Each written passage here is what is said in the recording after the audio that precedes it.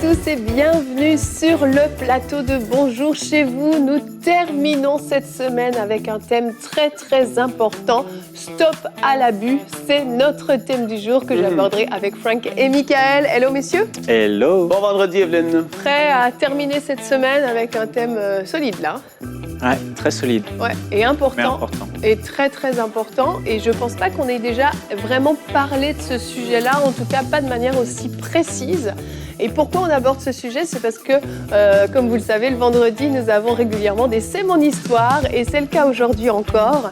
Nous avons aujourd'hui le témoignage du pasteur Christian Cady, qui lui a vécu vraiment un abus physique lorsqu'il était enfant. Il a été battu, il a vécu des choses très difficiles, mais le Seigneur est intervenu dans sa vie. Amen. Et ça nous paraissait extrêmement important de pouvoir parler de ce sujet aujourd'hui parce que malheureusement c'est encore très actuel, Oui. mais ça va changer.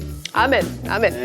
Amen. On commence donc tout de suite avec toi, cette émission Frank, Stop à l'abus avec la pensée du jour. L'abus, c'est une chose terrible, ça c'est sûr et certain. Et dans cette pensée, je vais pouvoir voir avec vous 3 différents types d'abus, avec des versets bibliques à l'appui aussi. C'est super important de pouvoir s'appuyer sur la parole, même quand on parle d'abus. Le premier type d'abus que je voudrais voir avec vous, c'est l'abus émotionnel ou mental. Et le Proverbe chapitre 12 et le verset 18 nous dit « Il y a tel homme dont les paroles blessent comme des pointes d'épée. » Mais là, regardez la différence. « Mais la langue des sages est guérison. » C'est énorme. « Il y a tel homme dont les paroles blessent comme des pointes d'épée. » Et évidemment, il y a cet autre passage aussi qui nous dit que la vie et la mort sont au pouvoir de la langue, autant de ceux qui vont confesser la vie avec leur bouche, mais aussi la mort peut venir s'attacher à votre vie à différents niveaux au travers de ce qui va être dit sur votre vie lorsque vous êtes enfant et même adulte aussi. Et là, je voudrais pouvoir énumérer pour pouvoir que vous puissiez clairement voir qu'est-ce que c'est l'abus, parce que parfois, on n'a pas une image forcément claire de l'abus. Ici, l'abus émotionnel ou mental va se manifester de différentes façons. Et pourquoi est-ce que je vais les énumérer? C'est peut-être que vous n'en vivez et vous ne le savez même pas encore présentement. Ou peut-être que vous connaissez quelqu'un, que vous voyez vivre telle ou telle chose, et puis je veux pouvoir vous aider à discerner qu'est-ce que c'est l'abus. Donc, la première des choses qui peut être manifestée, je ne peux pas tous les dire, mais quelqu'un qui va être humilié régulièrement par son mari, sa femme, que ce soit un professeur, ami, etc., des gens qui sont continuellement humiliés ou abaissés, ça va être de l'abus. Après ça, il y a le fait de se faire rabaisser, traiter de toutes sortes de noms ou des paroles méchantes qui vont être dites continuellement. Et là, je veux faire la différence très rapidement, le fait d'avoir un excès de colère un jour parce qu'il y a des situations, il y a une pression qui est là et puis tu t'as perdu un peu le contrôle de toi-même et tu as dit des choses que tu regrettes, ça c'est une chose. Mais que ce soit au quotidien ou régulier dans ta vie depuis un certain nombre de mois, d'années vis-à-vis de d'autres personnes, c'est pas normal et c'est de l'abus, il faut vraiment le voir comme ça. Contrôler quelqu'un par nos paroles au travers de la peur. Ça va être de la manipulation et c'est une forme d'abus aussi. Blâmer sans arrêt. Et ça, vis-à-vis des enfants, il faut faire très attention. Et évidemment, il y a ce qu'on va dire crier et toutes sortes de formes de colère qui vont être là, de l'agressivité qui va être manifestée. Après ça, il y a la forme d'abus spirituel. Et dans 2 Pierre, chapitre 2, les versets 1 à 3, on peut le voir. L'abus spirituel, c'est un autre type d'abus, mais très terrible. Et là, l'apôtre Pierre dit « Cependant, il y a eu parmi le peuple des prétendus prophètes. » Ici, il parle de faux prophètes, mais il y a aussi des hommes de Dieu qui sont pasteurs d'église, qui sont à la tête des mouvements religieux, qui vont avoir de l'abus spirituel vis-à-vis des gens qui sont là sous eux. Donc, il dit « Cependant, il y a eu parmi le peuple de prétendus prophètes. De même, il y aura parmi vous de prétendus enseignants. Ils introduiront sournoisement des doctrines qui conduisent à la perdition, allant jusqu'à renier le maître qui les a rachetés, et ils attireront ainsi sur eux une ruine soudaine. Beaucoup les suivront dans leur immoralité, et la voix de la vérité sera calomniée à cause d'eux. Même le vrai message de l'Évangile va être calomnié à cause de ce que ces hommes-là vont faire aux gens qui vont les suivre, aux gens qui vont avoir sous leur domination. Au verset 3, regardez, « Dans leur soif de posséder, ils vous exploiteront avec des paroles trompeuses, mais leur condamnation menace depuis longtemps et leur ruine ne tardera pas. » Il y a des personnes qui vont manipuler par la parole de Dieu. Exemple, prendre des versets hors contexte pour vous faire certaines choses. Il va y avoir ceux qui vont dire, nous avons la vérité et hors de notre assemblée ou de notre dénomination, il n'y a point de salut. Et ça existe encore aujourd'hui, c'est terrible. Après ça, il y a l'honneur extrême. Si tu ne te soumets pas ou ne m'honores pas comme je le désire, tu ne seras pas béni. Tu dois me donner de l'argent pour que Dieu soit avec toi ou pour que le ciel soit ouvert sur ta vie, etc. Il y a tellement de choses qui sont dites parfois sous le nom de Dieu, mais c'est des choses horribles. Après ça, il y a contrôlé par de fausses prophéties. Il y a des fausses paroles de connaissance qui vont être données pour attirer des foules, pour pousser les gens à donner de l'argent de façon excessive. Ça, c'est toutes des formes d'abus, de contrôle spirituel et ça doit être dénoncé. Ce n'est pas biblique, ce n'est pas ce que Jésus veut. Après ça, il y a profiter de la faiblesse des gens qui vont vers eux, vers les personnes qui sont en autorité pour des conseils, surtout au niveau du couple. Il y a des personnes qui vivent des divisions et des choses terribles à ce niveau-là. Et la dernière forme d'abus que je vais parler, c'est l'abus physique, évidemment. Galates 5, 18 parle des œuvres de la chair, et parmi les œuvres de la chair, il y a de l'abus à différents niveaux aussi. Je ne vais pas citer le verset, vous pourrez aller le lire si vous voulez.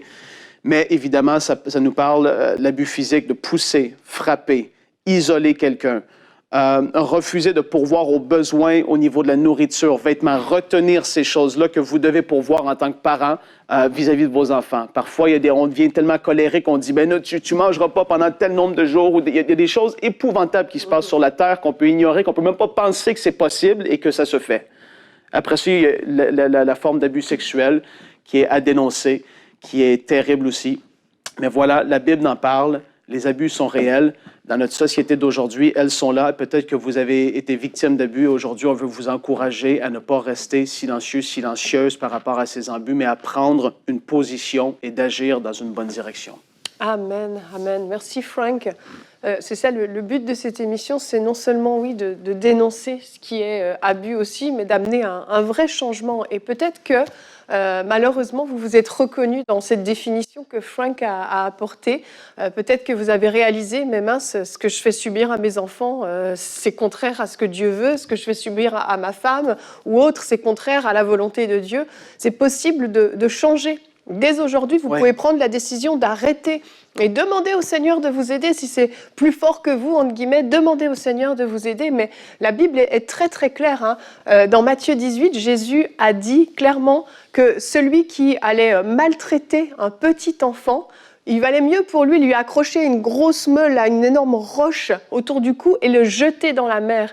Tellement, en fait, c'est terrible aux yeux de Dieu de ne prendre pas soin des enfants, de les maltraiter, de leur faire du mal, d'être une occasion de scandale dans certaines versions. Oui. C'est très, très sérieux aux yeux de Dieu. Et j'y pense souvent quand j'entends des histoires, je me dis, mais ah là là, mais c'est terrible ce qui va arriver à ces hommes, à ces femmes qui ont maltraité des enfants. C'est terrible ce qui va leur arriver parce que ça va être bien pire encore que ce qu'ils ont fait subir. Parce que Dieu prend ça très, très au sérieux. Et c'est pour ça que c'est important qu'on puisse en parler aujourd'hui.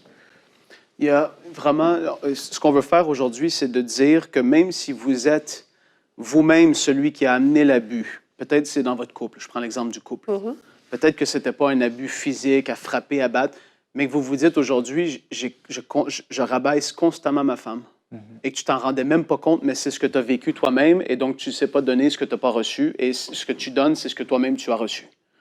Aujourd'hui, on n'est pas obligé d'attendre jusqu'à ce que ça se rende ou ce qu'il faut dénoncer à la police parce que c'est allé trop loin. Aujourd'hui, on peut avoir une lumière qui s'allume et de se dire, surtout vous qui connaissez Dieu, qui avez accepté Jésus dans votre vie, vous avez le Saint-Esprit en vous et il est là pour nous amener à cette image de Jésus, à la même image que lui, pour qu'on puisse être transformé et qu'on puisse parler comme que lui parlait et qu'on puisse être ces personnes qui allons non pas écraser nos enfants, parce que je vous le dis, on va être jugé par rapport à comment on va avoir élevé nos enfants. Pasteur, vous allez être jugé plus sévèrement du troupeau qui vous a été confié, que Dieu a mis entre vos mains, et ceux qui manipulent ou qui prennent et qui ne veulent pas changer leur façon d'être, c'est terrible ce qui va leur être reproché de la part de Dieu. Mais non seulement ça, mais ici sur la terre aussi, il y a des comptes à rendre. Complètement, complètement. Et il y a un verset dans Zacharie 7,10, c'est notre verset du jour, qui parle de ce thème. La Bible dit « N'opprimez pas la veuve et l'orphelin, l'étranger et le pauvre, et ne méditez pas l'un contre l'autre le mal dans votre cœur. » La veuve, l'orphelin, l'étranger, le pauvre, bref, tout le monde est concerné. Ne les opprimons pas. La Bible donne un ordre ici, c'est un commandement. N'opprimez pas. Dieu a en horreur ces choses-là. Quand on médite le mal, on planifie des choses épouvantables contre, notre femme, contre des brebis, contre des enfants, contre des voisins, des collègues, peu importe. C'est terrible. L'abus, c'est quelque chose de tellement sournois. On vient et on prend la personne comme si c'était un objet, une chose qui nous appartenait, et on pense qu'on peut en faire ce qu'on veut. Mais c'est un mensonge, c'est un gros mensonge. Ouais. Et la question qu'il faut se poser par rapport au verset que tu as lu, c'est est-ce que vous vous sentez opprimé ? Est-ce que vous vous sentez contrôlé ? Est-ce que vous vous sentez rabaissé ?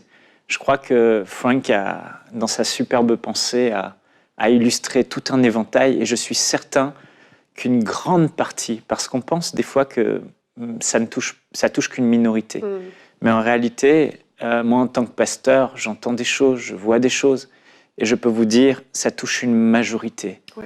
Est-ce que vous vous sentez opprimé ? Est-ce que vous vous sentez dominé par une ou quelques personnes dans votre vie ? Conjoint, leader spirituel, aîné spirituel. Et c'est vraiment important de se dire, mais si je me sens opprimé, j'ai le droit aujourd'hui de mettre fin à cette oppression. Oui. J'ai le droit de mettre fin à cet abus, et vous avez le droit de vous lever. Mais là, tout de suite, c'est... mais on m'a dit ça, que si je ne réagis pas comme ça, j'aurai telle conséquence, comme Frank l'a dit.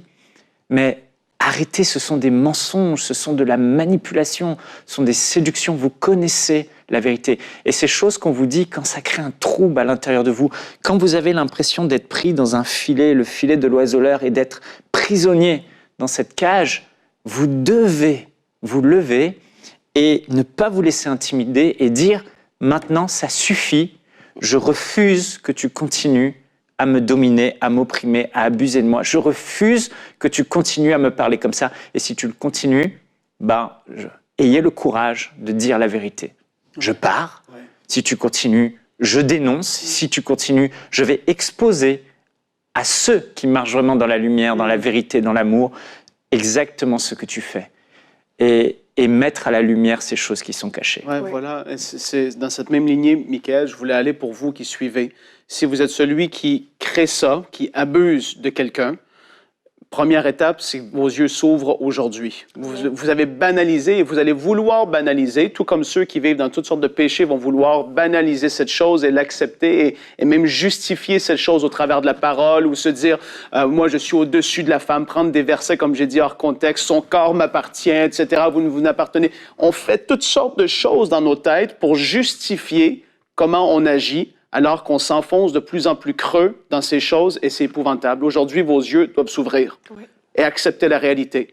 Après ça, vous allez devoir vous dire, je vais demander pardon, je vais chercher la paix avec ma femme, mes enfants au travail, c'est des collègues, peut-être que vous êtes un patron, un leader dans votre entreprise et vous leadez par domination, par oppression, les gens, par la peur, etc. Ça se retrouve dans toutes les sphères de la société, en fait.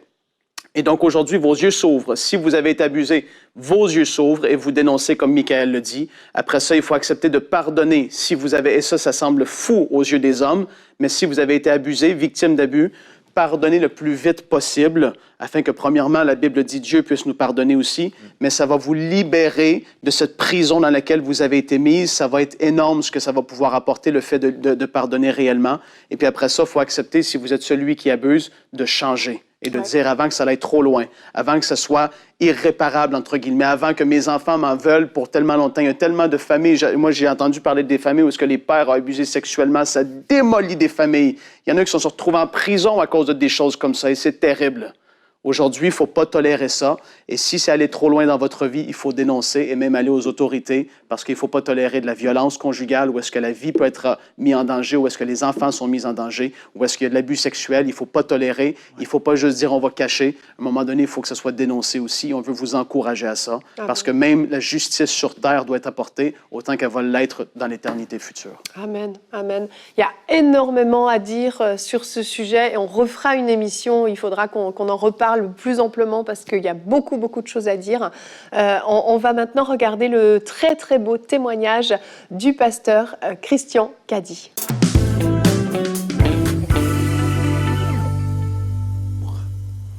Voilà, je veux d'abord vous remercier de m'avoir invité, voilà, pour partager le témoignage, voilà, ce que le Christ a fait dans ma vie.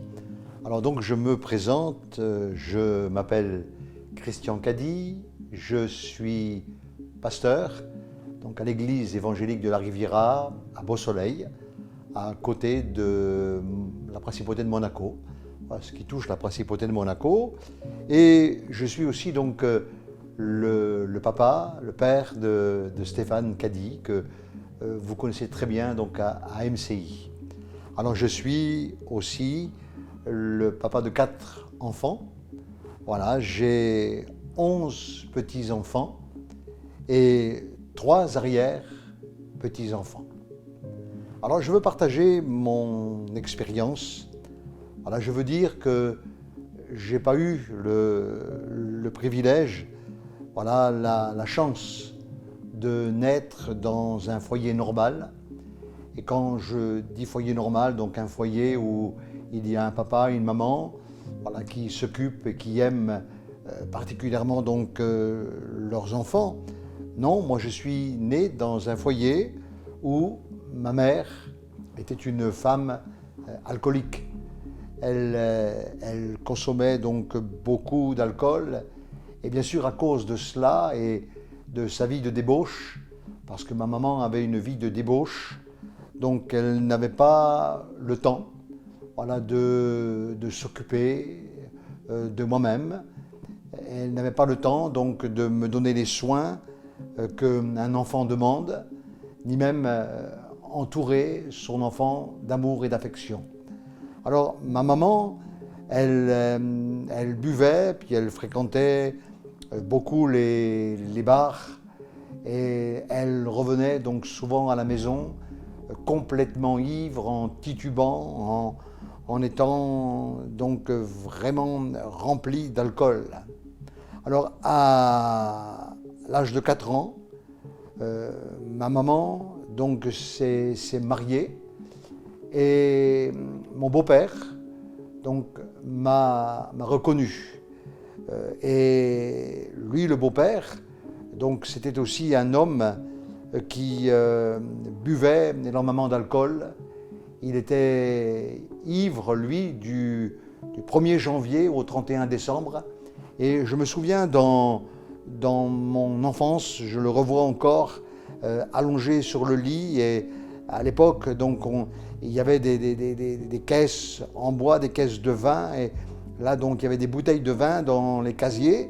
Et je le revois encore, donc, tendre la main, et, alors qu'il était allongé, prendre la bouteille, la mettre à sa bouche, et pratiquement en 2 fois, 3 fois, vider donc constamment la bouteille. Il était toujours sous l'emprise de l'alcool. Et c'est vrai que l'alcool, eh bien, elle produit plusieurs effets. L'alcool peut, par exemple, produire le fait que la personne va dormir. Voilà, donc ce n'était pas son cas à lui. Ou l'alcool va faire que la personne va donner des histoires et faire rire un peu tout le monde, mais non, ce n'était pas non plus son cas. Et il y a un troisième effet de l'alcool, c'est qu'elle produit la violence. Et mon beau-père était particulièrement violent, mais d'une violence extrême. Et je me souviens eh bien, de quelques anecdotes qui m'est arrivées quand j'étais enfant, parce que j'étais mal aimé, parce que j'étais le plus grand enfant de la maison, et j'étais vraiment mal aimé. Et je me souviens que, eh bien, une fois, alors que j'étais tout enfant, il m'a attaché avec des lanières de cuir, il m'a attaché à une poutre, et là, avec un fouet, il m'a frappé de toutes ses forces, je ne sais combien de coups de fouet. Je me souviens d'avoir la marque des lanières, comme ça, sur le corps, en dessous de la peau. Et quand il a jugé que c'était suffisant, donc il m'a détaché et au sol, donc il m'a frappé de toutes ses forces. Ça, c'était donc le côté paternel, si bien que sur une plainte qui a été formulée, une plainte qui a été formulée parce que j'avais des coups de partout. On s'est aperçu que j'étais bleu de partout. Eh bien, j'ai été placé donc à ce qu'on appelle à la DAS. Et bien sûr, à la DAS, j'ai connu ce qu'était donc l'orphelinat, puisque tout de suite, j'ai été placé dans un orphelinat avec tout ce que cela peut comporter. L'orphelinat, c'était pour moi quelque chose de très difficile parce que chez mes parents, donc habitués aux coups et aux mauvais traitements, voilà, je me retrouvais là, donc enfermé dans ces immenses dortoirs à l'époque, dans ces immenses dortoirs avec des enfants qui pleuraient, des enfants qui étaient en souffrance, et moi-même j'étais en souffrance. Là, j'ai passé donc un temps dans cet orphelinat. J'ai été placé après dans une famille d'accueil, mais là, donc, c'était la même chose. Il y avait pour moi un manque d'affection, un manque de repères, et on peut comprendre que à l'école, lorsque je voyais les enfants aimés par leurs parents, moi, je n'avais pas de parents, personne ne m'aimait, et j'étais seul. Et je me souviens partir quelquefois dans la forêt, dans les champs, et là, pendant des heures et des heures, je pleurais toutes les larmes de mon corps et je me disais, mais pourquoi moi, j'ai pas de père? Pourquoi j'ai pas de mère? Pourquoi je suis seul? Pourquoi je suis donc abandonné? Parce que c'est ce que l'on m'appelait, celui qui est abandonné. Et là, il y avait beaucoup de souffrance dans mon cœur. Et à cette période-là, donc à l'âge de 14 ans, j'ai quitté donc cette personne qui m'avait accueilli. Et là, immédiatement, à l'âge de 14 ans, eh bien, je suis rentré dans ce qu'on appelle la délinquance. J'ai commencé donc à être délinquant. J'ai été placé dans des établissements, voilà, maison de correction, donc on appelait ça donc à l'époque, maison de correction, pensant donc me redresser. Mais là, c'est pareil, dans ces maisons de correction, je me suis échappé plusieurs fois et je me suis retrouvé eh bien, avec plusieurs séjours en maison d'arrêt. Voilà, j'ai passé un temps donc en maison d'arrêt et ma vie donc était comme ça. Ma vie était remplie de haine, ma vie était remplie de violence, ma vie était remplie d'amertume. Et c'était comme ça, c'était ma vie, je ne voyais pas la vie autrement. J'étais quelqu'un donc qui était perdu, quelqu'un qui avait besoin d'être aimé, mais personne ne m'aimait. Alors la violence animait ma vie. Et là, très jeune, donc j'ai rencontré mon épouse, nous nous sommes mariés. Voilà, rapidement, nous nous sommes mariés. Et voilà que ma vie était donc maintenant la vie d'un homme marié. Mais mon cœur était toujours le même. Mon cœur était toujours un cœur dur, mon cœur était un cœur rebelle, un cœur qui avait besoin toujours d'affection et je ne pouvais pas donner de l'affection à mon épouse puisque moi-même j'en avais pas.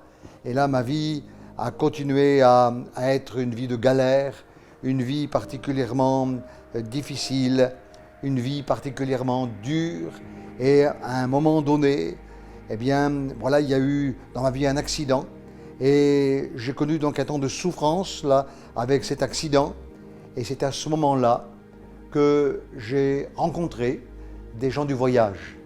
Voilà, des gens qui m'ont parlé de Jésus. Des gens qui m'ont dit que Jésus m'aimait, que Jésus avait beaucoup d'amour pour moi et que j'avais besoin de m'approcher de Jésus parce qu'il était capable de me guérir, voilà, de me délivrer. Et ces gens du voyage vraiment m'agaçaient parce que moi je ne voulais pas entendre parler de Jésus, je voulais rien savoir sur les choses de Dieu. Pour moi, Dieu n'existait pas. Pour moi, Dieu, eh bien, c'était... Je ne connaissais pas Dieu, c'était quelqu'un de... voilà, si je me dis, s'il y avait un Dieu, je n'aurais pas connu la vie que j'ai connue. Mais ces gens du voyage étaient vraiment des personnes convaincues, des personnes remplies de l'Esprit de Dieu. Et ils me parlaient constamment donc du Seigneur Jésus-Christ. Et nous nous sommes quittés et ils m'ont invité à venir écouter l'Évangile dans une église évangélique. Et oui, pour être tranquille, donc je leur ai promis. Et le temps donc a passé. Et plusieurs mois sont écoulés. Et un dimanche vers midi, eh bien, quelqu'un frappe à ma porte. Lorsque j'ouvre la porte, je vois donc ce tzigane qui était derrière. Et il me dit, eh bien, tu n'as pas été donc écouter l'évangile parce que moi-même j'ai été et j'ai demandé au pasteur et tu n'as pas été écouté. Et à savoir que ce tzigane était illettré, il ne savait ni lire ni écrire. Et lorsqu'il a quitté l'église évangélique le dimanche matin, il s'est mis dans sa voiture et il a dit « Seigneur, je voudrais retrouver cet homme une dernière fois. Il faut que je lui parle. Je n'ai ni son nom ni son adresse. » Et il y a 50 ans en arrière, il n'y avait pas de GPS, mais le GPS divin fonctionne. Et cet homme s'est retrouvé chez moi miraculeusement. Et c'est à ce moment-là, le dimanche après-midi, que j'ai été écouter l'Évangile. Et en écoutant l'Évangile, il y a eu un travail qui a été fait, un chemin qui a été parcouru. Et à un moment donné, le pasteur m'a dit, eh bien, je vais maintenant prier pour vous. Et moi, j'ai dit, je n'ai jamais prié. Et lorsque le pasteur m'a dit ça, j'ai dit, Seigneur, moi, je ne crois pas que tu existes. Les tziganes m'ont dit que tu existais. Lui me dit que tu existes. Mais si c'est vrai que tu existes, alors fais quelque chose pour moi. Et à ce moment-là, j'ai senti là une présence. Je n'avais jamais prié. J'ai senti une présence qui est descendue comme ça sur moi. Et ce jour-là, eh bien, ma vie a été changée. Jésus est venu chez moi. Jésus a pris place chez moi. Et Jésus m'a complètement transformé. Et j'ai commencé une vie avec Jésus. Alors, j'aimerais dire que ça n'a pas été facile. Voilà, ça n'a pas été comme ça du jour au lendemain. Mais quelque chose, la semence divine était venue chez moi dans mon cœur. Et à partir de ce moment-là, eh bien, j'ai cheminé, j'ai commencé à cheminer avec Jésus. Il y a eu des luttes, il y a eu des combats, il y a eu des chutes, il y a eu des relèvements, mais j'ai continué à cheminer jusqu'à ce que je rentre donc dans un institut biblique. Le pasteur m'a dit, il y a un appel sur ta vie. Voilà, tu vas rentrer dans une école biblique. Et là, c'est pareil, ça a été très difficile au début, mais j'ai passé donc 2 ans et demi dans cette école biblique et le Seigneur m'a conduit dans le ministère. C'est une joie, voilà, de pouvoir le servir et depuis maintenant une 50aine d'années, de le servir avec fidélité et je peux dire qu'il ne m'a jamais déçu. Le Seigneur est vraiment bon. Voilà, et je veux vraiment vous inviter, si vous ne connaissez pas Jésus comme votre sauveur personnel, eh bien, je vous invite simplement à ouvrir la porte de votre cœur et il se fera la joie de rentrer chez vous et de pardonner vos péchés, de vous libérer complètement. Il est vraiment vivant, il l'a fait pour moi et il veut le faire aussi. Voilà, pour vous, voilà, merci de pouvoir eh bien, recevoir maintenant Jésus dans votre cœur. Amen. Un magnifique témoignage de comment Dieu a pu intervenir dans sa vie. Amen. Il était tellement brisé, tellement en miettes, mais Dieu l'a relevé. Et si c'est votre cas, si vous avez été victime d'abus, si vous en souffrez encore aujourd'hui, Dieu peut vous reconstruire. Il y a de l'espoir, c'est pas terminé pour vous. Dieu peut vraiment agir dans votre vie, opérer une guérison miraculeuse et surnaturelle Amen. pour vous relever. Et Dieu veut encore se servir de vous. Regardez ce qu'il a fait avec Christian Cady, comment il lui a permis de briller dans les prisons. Dieu peut encore se servir de vous. Vous êtes peut-être en miettes aujourd'hui, mais Dieu peut vous reconstruire et encore vous utiliser pour son royaume. Merci à vous tous d'avoir suivi cette émission. Comme je l'ai dit, on reparlera de ce thème très prochainement. Que Dieu vous bénisse et je vous souhaite un très très bon week-end. Bonjour chez vous.